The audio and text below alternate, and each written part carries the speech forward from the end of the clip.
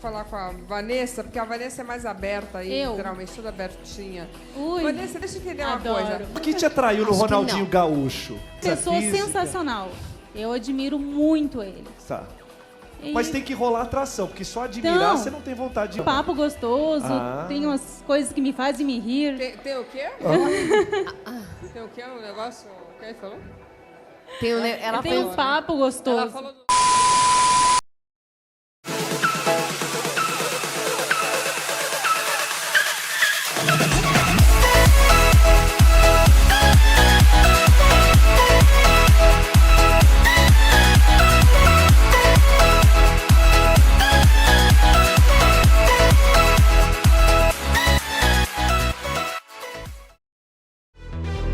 Alô, amigos do Futebol Ilimitado! Aqui é o Fábio Castro, estamos de volta com mais um podcast aqui no canal, mais um episódio da série Dissecando jogos marcantes dos últimos anos.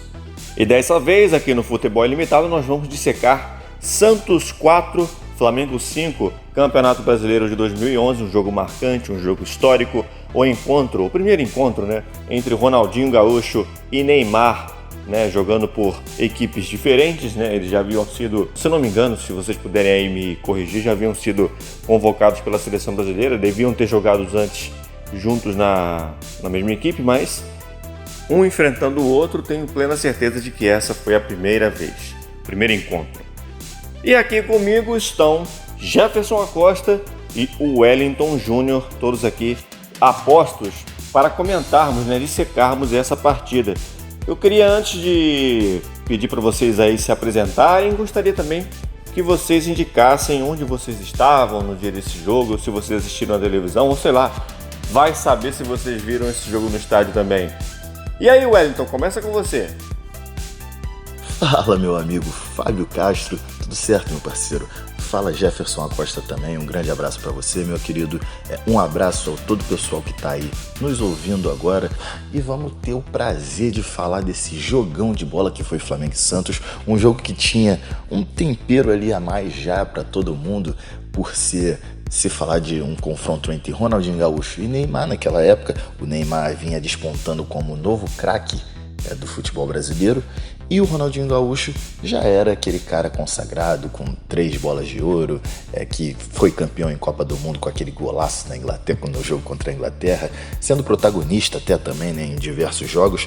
E para responder a sua primeira pergunta, eu estava em casa na minha sala, estava eu, meu pai e meu irmão, e eu tenho até uma história engraçada para falar sobre isso, mas eu vou deixar para daqui a pouquinho na sua próxima pergunta eu vou falar sobre isso. Admito que agora eu quero saber aí alguma coisa em relação a essa tua curiosidade aí, mas daqui a pouquinho você revela. E aí, Jefferson, você tem recordações dessa partida? Você viu ela no dia, viu ela depois? Sobre a repercussão que teve esse Santos e Flamengo? Manda daí, Jefferson. Alô, meus amigos, Fábio Castro, Wellington Júnior. Um prazer estar dividindo com vocês esse momento de novo, né? E ainda mais falar desse jogo que é um jogo épico, né? No futebol brasileiro, Flamengo e Santos, um encontro de duas gerações diferentes, né? De craques. A gente tá falando do Ronaldinho Gaúcho e falando do Neymar. O Neymar que hoje é o nosso atual craque, né? O atual o nome que carrega a camisa canarinho, né? No mundo. E o Ronaldinho Gaúcho, o cara que dispensa apresentações, né, Fábio? Bom, nesse dia eu estava assistindo o jogo em casa. Eu normalmente assisto esse tipo de jogos na rua e tal. Só que nesse dia eu estava em casa assistindo com meu pai também. Eu não achei que ia ser um jogo tão épico, mas acabou que me surpreendeu de uma forma absurda, né? Sim, foi surpreendente porque não se tratava de nenhuma decisão, não era um jogo muito relevante, né, para o campeonato, era apenas a 12ª rodada do Brasileiro de 2011. Naquela oportunidade o Flamengo brigava, né, pelas primeiras posições ali com o Corinthians e alguns outros times. Vamos lembrar também do contexto, né? O Santos naquela oportunidade ele havia acabado de ser, semanas antes, campeão da Libertadores da América, então era o time mais badalado do Brasil, assim, sem aspas, né? Era de fato o time que todo mundo gostava de ver. Ele já vinha com essa herança de 2010, aquele time do Dorival Júnior. Nessa época o treinador era o Muricy Ramalho, recém-chegado campeão brasileiro pelo Fluminense, né, teve uma divergência para Laranjeiras e trocou de clube, né, foi para a Baixada Santista. E o Santos, né, já não era talvez aquele time tão ofensivão, mas ainda assim ele tinha os olhos assim da América do Sul, né? A Libertadores ele não fez uma campanha sensacional, épica, extraordinária, mas foram bons jogos que tornaram aquele time um dos times mais agudos, né, ofensivamente do Brasil, e a estratégia prevaleceu ali, até com o Muricy Ramalho, que sempre foi um treinador um pouco mais pragmático, né, com sistemas defensivos mais fortes. Até ele deixou ali um pouco, né, suas tradicionais cismas para deixar o futebol prevalecer, e aquele time que tinha Neymar, que tinha Elano, fazia jogos assim que a vitória e a derrota elas se abraçavam, né, porque todo jogo era um grande risco. E o Flamengo de Ronaldinho era treinado por Vanderlei Luxemburgo, né? Outro também que campeoníssimo, pegou aquele Flamengo um ano antes, enfim, foi campeão carioca naquela temporada também, vale a gente lembrar. Aliás, o Santos também foi, né? Campeão paulista sobre o Corinthians. E o Luxemburgo vinha atravessando ali talvez o seu pior momento, né, no Flamengo. Apesar do Flamengo estar disputando a ponta, né? Muitos desconfiavam do rendimento do trio, né? Porque tinha ali o Ronaldinho, tinha o Thiago Neves e tinha também o David, né, que era o centroavante que, na sua passagem pelo Flamengo, deixou muito mais gols perdidos do que... Inclusive vai ter um nesse jogo, né? Muito mais gols perdidos, muito mais cenas de gols perdidos do que de gols marcados, o que, na época, de forma justa, né, convenhamos. O Jael, centroavante, começava até a ter um pouco mais de perspectiva para entrar no time, porque o David estava com a fama ali realmente de ex-goleador, né? Teve uma brilhante passagem pelo Cruzeiro, até mesmo pelo próprio Santos, mas no Flamengo estava devendo ir muito. E é engraçado isso, né? Porque depois desse jogo o Flamengo começa a ter uma ascensão no campeonato. Eu posso até detalhar um pouco mais isso no fim do podcast. Outro detalhe importante, né? Eu estava em casa, né? Estava assistindo essa partida, mas eu lembro, eu que gosto muito de rádio, que o Luiz Penido narrava todos os jogos do Flamengo pela Rádio Tupi, né? Pela Super Rádio Tupi aqui do Rio de Janeiro, naquela oportunidade. E esse jogo, por algum motivo, não sei qual, né? Talvez nem o próprio Penido lembre, ele ficou de fora dessa partida, né? Então esse jogo foi narrado na época pelo J. Santiago. E eu lembro que eu fiquei pensando, nossa, a frustração do Luiz Penido. Ele narrou todas as 11 rodadas dos jogos do Flamengo, clássicos e outros jogos. E justo no jogo ali, pelo menos do primeiro terço do campeonato ali, ou do primeiro turno do campeonato, mais interessante, mais importante, mais envolvente do Flamengo, ele ficou de fora, né? Então eu acho que isso deve ter sido uma frustração para ele, sem dúvida nenhuma. Mas enfim, vamos lá, né? Vamos conversar sobre essa partida. Eu começo com você, Wellington. Te surpreendeu também esse jogo? O estilo ofensivo do jogo? Ele estava de acordo com a sua perspectiva pela partida, não? Olha, Fábio, olhando pelo lado do Santos, primeiramente, você viu um time que tinha acabado de ser campeão da Copa Libertadores, como você disse, como você já bem disse. O Neymar já vinha mostrando que poderia ser esse jogador que hoje em dia a gente vê. Talvez não o que hoje em dia a gente vê, mas o que a gente vê de talento que ele pode demonstrar, tudo que ele tem para dar em campo, o que a gente viu no Barcelona, que ele fez. E tem alguns momentos hoje em dia no PSG, vamos lá, vamos dar esse crédito ao menino Ney. Mas ele já vinha mostrando aqui no Brasil que tinha um potencial fora do comum. O Ganso vivia a melhor fase dele no futebol, eu acho até hoje. Muita gente dizia que o Ganso era melhor do que o Neymar. Eu até posso confirmar que eu também dizia isso. Eu achava naquele momento o Ganso melhor do que o Neymar. E você tinha também um Borges que estava fazendo muito gol, você tinha o Elano que, apesar de já ser um jogador mais antigo, em viés de baixa, ele ainda era importante nesse time do Santos. E com isso tudo ele se tornava um time muito ofensivo, que criava muitas oportunidades, e era de se esperar que o Santos jogasse para frente e que fizesse alguns gols nesse time do Flamengo, que tinha algumas falhas defensivas claras, mas também era um time que, quando você olhava no papel, era muito bom ofensivamente. Você tem um ataque que você não pode negar que é incrível, com Ronaldinho Gaúcho, Thiago Neves e David. Você tem um Léo Moura na lateral direita, que sempre foi um lateral ofensivo. A gente pode falar aqui com certeza que foi um dos melhores laterais do Flamengo nessas últimas décadas, mas que no papel estava desempenhando melhor do que no próprio campo. Quando você transportava esse time do Flamengo para o campo, o Ronaldinho Gaúcho não estava num grande momento, o David nem se fala, perdendo gols incríveis, e como você disse, nesse jogo veio a perder um desses que ficou para a história dele, que está aí no top 5 dele de gols perdidos. Você tinha um Renato Abreu que não estava tão bem, não era o melhor momento do Renato Abreu no Flamengo, talvez também ofuscado por tantos grandes jogadores que tinham ali naquele elenco. Eu acho que poderia se situar o Thiago Neves, que era o jogador que melhor jogava no Flamengo naquele momento, nesse trio de ataque do Flamengo. Você tinha um Luiz Antônio, que estava chegando e se mostrando ali um primeiro reserva, que entrava quase sempre, ou já pegava uma vaga de lateral, ou ponta sempre ali pela direita. Mas no todo não era um time que estava mostrando um grande futebol. Era um time que fazia os gols, mas ganhava de 1-0, 2-0, enquanto o Santos mostrava um futebol muito mais ofensivo, com muito mais oportunidades. Então, pela parte do Santos, não foi surpresa. Mas quando você olha para o Flamengo, eu acho que ninguém imaginava que o nível de futebol que ele mostrou naquele dia fosse o nível de futebol que ele iria apresentar.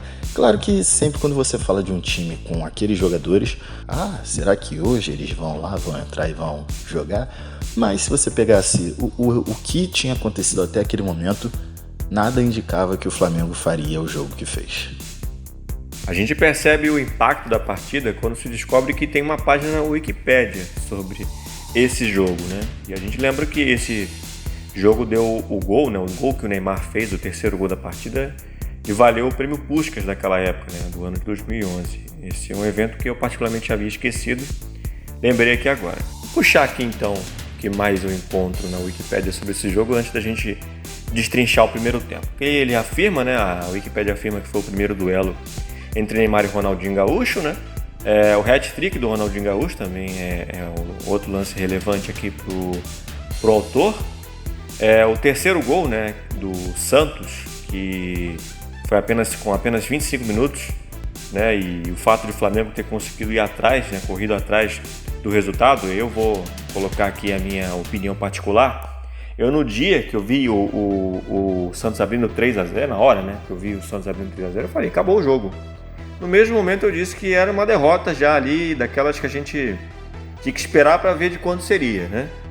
Finalizando os detalhes aqui da Wikipédia, exatamente o gol perdido pelo David, o pênalti, né, batido com uma cavadinha pelo Elano, né, ele perdeu, o goleiro Felipe defendeu, e ainda fez umas embaixadinhas. Esse é um lance que, bem ou mal, o jogo terminou com um gol de diferença, né, um lance que pode também ter decidido, né, a partida. E claro, o momento mais épico, o gol do Ronaldinho Gaúcho por baixo da barreira, que também virou ali uma espécie de instrução para o batedor de falta, né?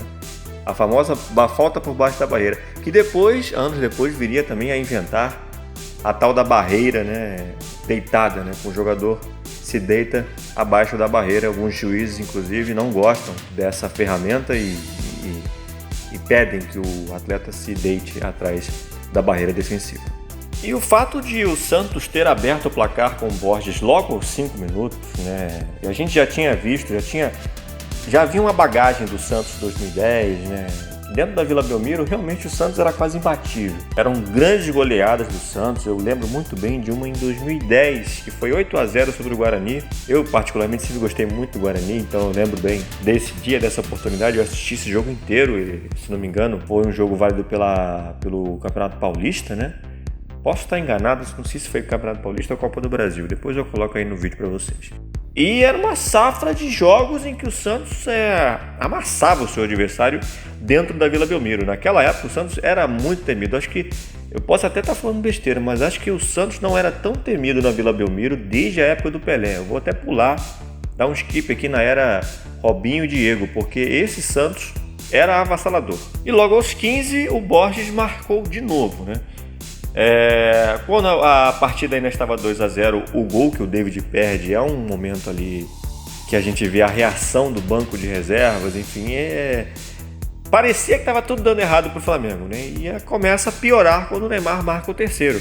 Um gol extraordinário, né? Onde o Neymar dribla meio time do Flamengo, sai do campo de defesa para o meio campo, para o ataque. Lá pelo lado esquerdo ele consegue cortar para o meio e marca um gol ali histórico, né? Como eu já disse aqui anteriormente, vencedor do Puskás daquele ano. Ali eu falei, cara, geralmente em jogos assim, é importante você já logo marcar um gol para tentar voltar para a partida. Não havia outra maneira, né? Outra forma de o Flamengo sair vivo daquele jogo se não fosse ali a maneira de igualar logo a situação. E foi o que aconteceu, né? Aos 28, o Ronaldinho Gaúcho marcou o primeiro gol do Flamengo. O Thiago Neves, que vivia aparecendo, né, nas cabeçadas, apareceu para marcar o segundo aos 31, e aí você realmente dá aquele sinal de vida esse que teve uma bandeira levantada aos 44 do primeiro tempo, quando o David empatou o jogo.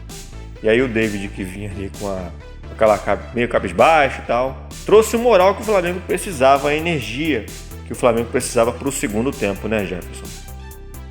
Pois é, Fábio. E o engraçado desse jogo é que todo mundo achava que o Santos fosse dar um baile no Flamengo, pelo menos a maioria das pessoas achavam, justamente pelo fato, como o Wellington falou, da defesa rubro-negra não ser uma defesa tão consistente quanto outras defesas naquele campeonato, né?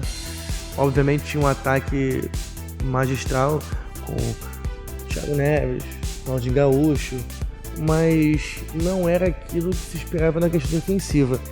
Todo mundo esperava que o jogo fosse um pouco mais esticado pro lado do Santos. Só que tivemos, como você mesmo falou aí, alguns detalhes do jogo. Foi uma surpresa de cada lado. O golaço do Neymar, por exemplo, o show do Ronaldinho Gaúcho, com um hat-trick incrível, né?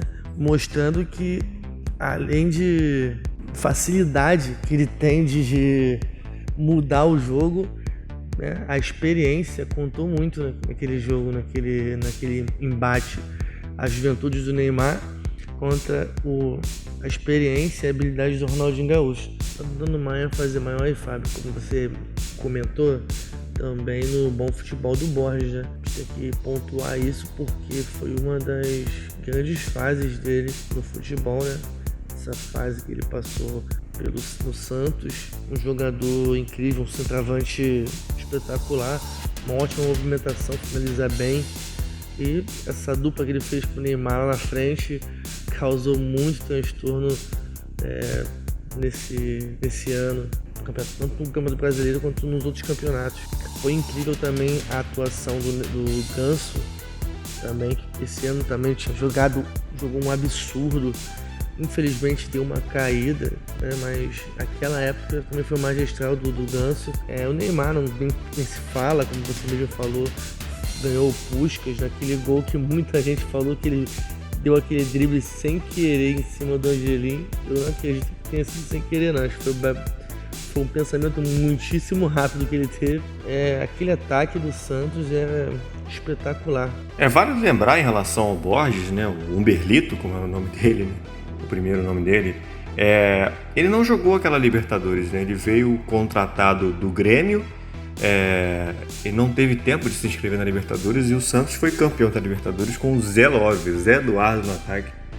É um mérito aí que o Santos tem na sua história. Mas, Wellington, você gostaria de acrescentar mais alguma coisa em relação a esse primeiro tempo aí? Alguma coisa que você acha que te surpreendeu de alguma forma?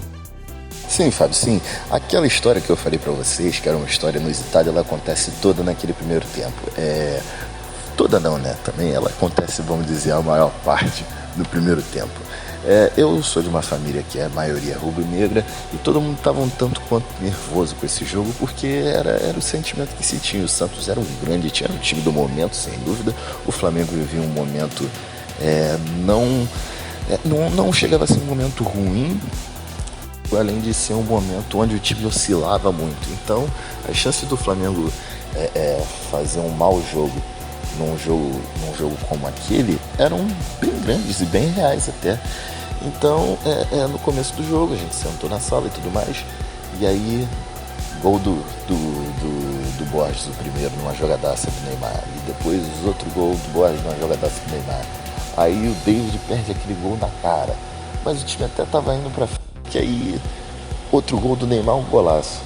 Nessa hora, meu pai se levanta, não posso falar palavrão aqui, né, mas pé da vida, fala, não vou ver mais esse jogo, e foi deitar no quarto dele. E continuou eu e meu irmão na sala ali, vendo o jogo, aquela coisa toda.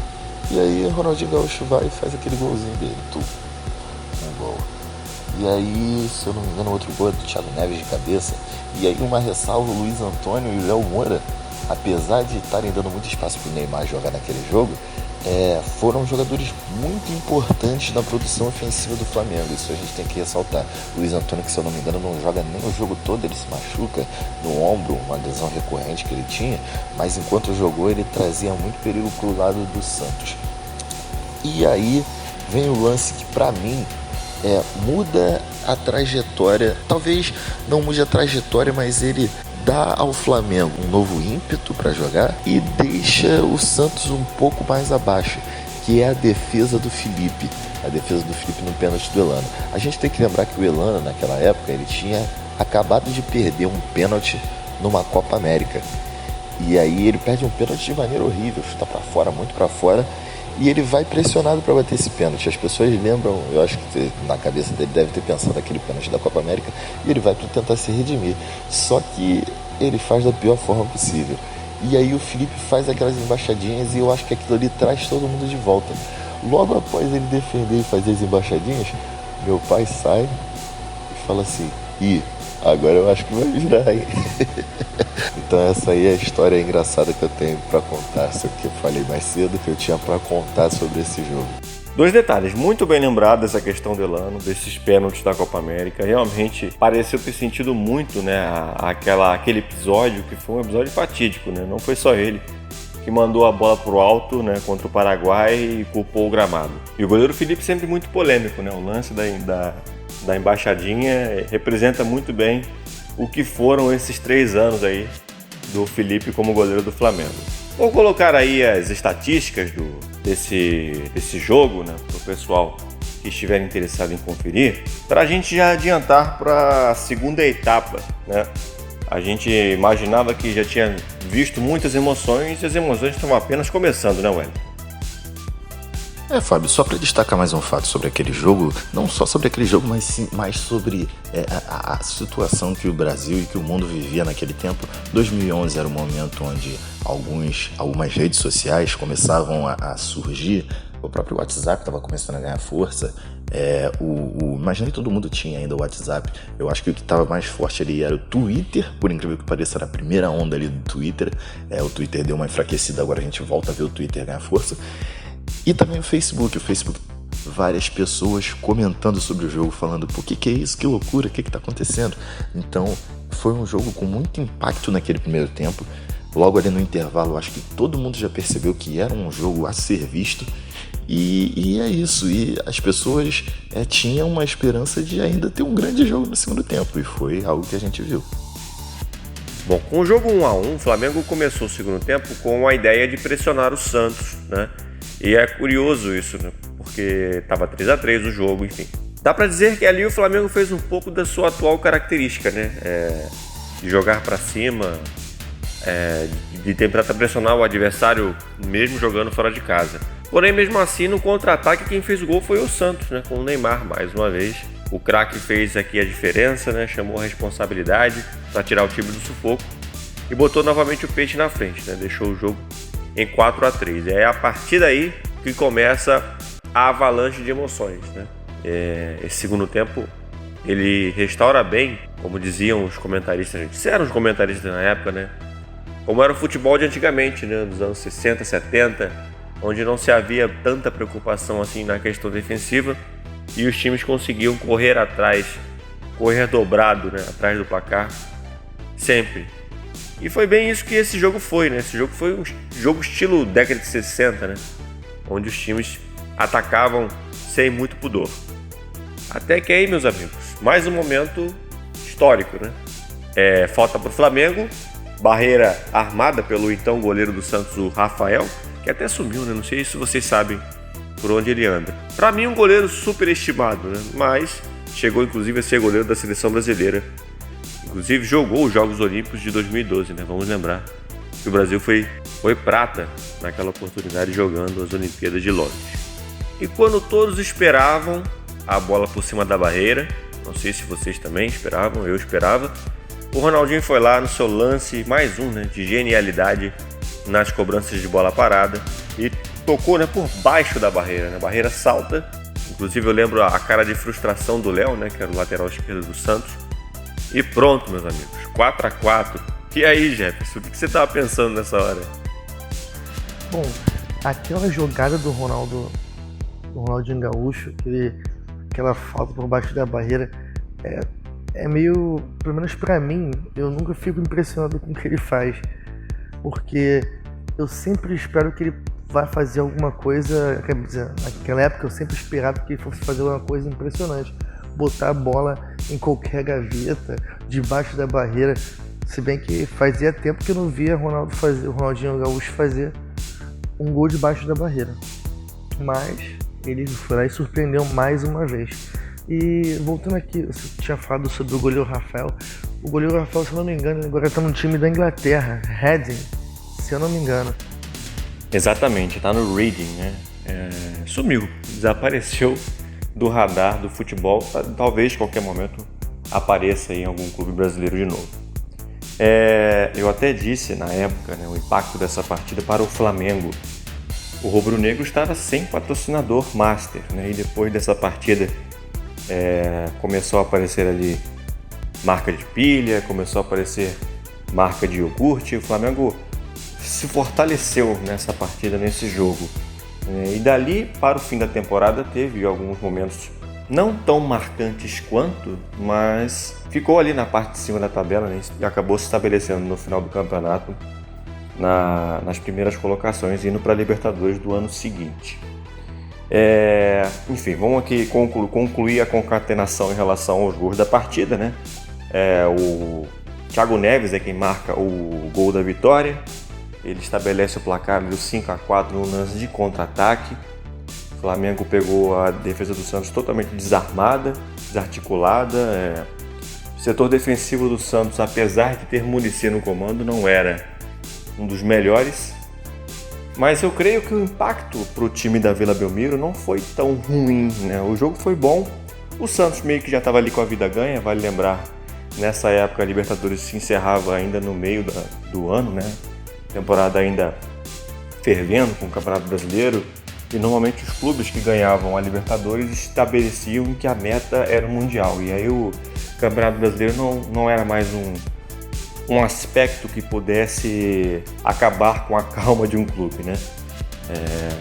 O Santos também fez um campeonato ali de meio de tabela e conseguiu encerrar o ano de maneira digna.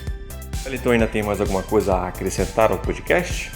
Tem sim, Fábio. Um fato interessante sobre esse jogo é que ele foi listado pela FIFA como um dos jogos inesquecíveis da década. Então, pra gente ver o que foi esse jogo, para as pessoas terem a dimensão. Você vê o quanto esse jogo foi especial para um jogo de Campeonato Brasileiro ser notado pela FIFA e estar numa lista desse gabarito.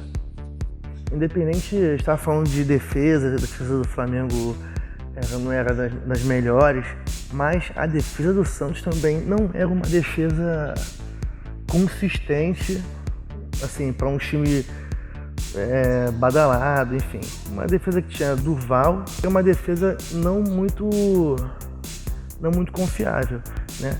A partir do momento que o Elano perde aquele pênalti, eu acho que, obviamente, o ataque do Flamengo já estava levando perigo a zaga do Santos, mas a partir do momento daquela defesa do Felipe, eu acho que a torcida começou a acreditar mais e os jogadores, obviamente, o jogo mudou de uma certa forma, que chega, na minha opinião, a ser assustadora. E claro, quando eu digo assustadora, eu tô querendo dizer de uma forma técnica, né? É sempre muito bom a gente revisitar, né, esses grandes jogos do futebol brasileiro. Já se passam 9 anos e acho que uma das características que o futebol foi perdendo um pouco é de ter uma intensidade semelhante à que teve essa partida, né, na questão das nuances, das chances de gol e das conclusões, né, que a gente vê muito jogo com gols perdidos ou um time amassando o outro. Esse foi um raro caso de 2 times realmente, um encarando o outro de peito aberto, e o placar acabou sendo o atípico, né, do normal, mas que é sempre mais divertido a gente assistir partidas de futebol, com muitas oportunidades, enfim, que qualquer um dos dois poderia vencer a partida, muitos gols, porque eu acho que essa é a receita, né? É isso que faz o torcedor feliz e o torcedor sair satisfeito. Bom, vamos se despedindo aqui então do nosso podcast, né? Gostaria de agradecer ao Wellington, ao Jefferson, as saudações de vocês aí para os nossos ouvintes. Fábio, agradecer mesmo a todo mundo, a você, ao Jefferson também, meus amigos debatedores, agradecer a todo o público que nos ouviu, que nos escutou aí nesses minutos falando sobre esse jogo maravilhoso que aconteceu, e agradecer a oportunidade de debater e de lembrar, né? Porque antes da gente vir aqui sentar para poder falar um pouquinho sobre esse jogo, a gente dá uma olhadinha e reviver aqueles momentos, aquele jogo, é uma coisa maravilhosa, entendeu? A gente lembra do detalhezinho do jogo, então é legal reviver isso. Valeu, Fábio? Grande abraço aí, grande abraço a todos e estamos sempre juntos. Até o próximo capítulo aí. Vamos lá, vamos agradecer ao Wellington e agradecer ao nosso ouvinte, né? Que tá sempre aí com a gente, nesses podcasts e acompanhando nosso canal no YouTube, Futebol Ilimitado.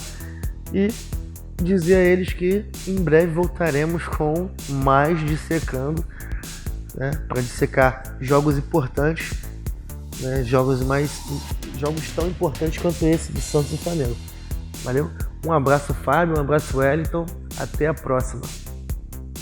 E é isso aí, pessoal. A gente se vê então no próximo podcast da série Dissecando, onde nós aqui do canal vamos relembrar algumas partidas importantes da história recente do futebol brasileiro. Então é isso, galera. A gente se vê no próximo vídeo. Aquele abraço, até a próxima!